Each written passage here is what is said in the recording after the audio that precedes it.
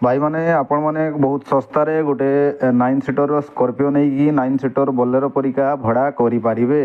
गाड़ी प्राइस अच्छी 1,30,000 जोटा कि पूरा फिक्स प्राइस रो।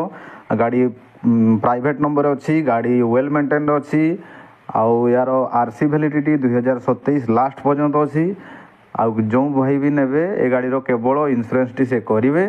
आउ गाड़ी जदि बयस उपरे आपण मानकर किसी संदेह आसुव तो एम परिवहन एप्स रे आपण माने चेक करें गाड़ी बयस। गाड़ी बहुत भल कंडीशन अच्छी। तो भाई मैंने ये वीडियो मु कही रखुची गोटे कथा, या पूर्वर पाखापाखि 7-8 दिन पूर्वर गोटे मो आईडी रे गोटे 9 सीटर बोलेरो जोटा कि व्हाइट कलर थिला एवं व्हाइट नंबर प्लेट थिला, से गाड़ी मु पोस्ट करथिली।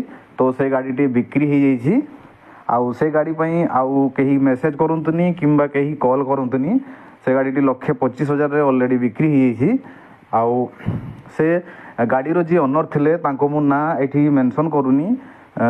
तो से गाड़ी ऑलरेडी बिक्री होती। तो से जो गोटे पुराणा गाड़ीर किणा बिका मध्यस्थी हिसाब से जो गोटे सर्वनिम्न पारिश्रमिक मोर मिलवा कथा से वंचित अच्छी। से पारिश्रमिक मत मिल पारि ना।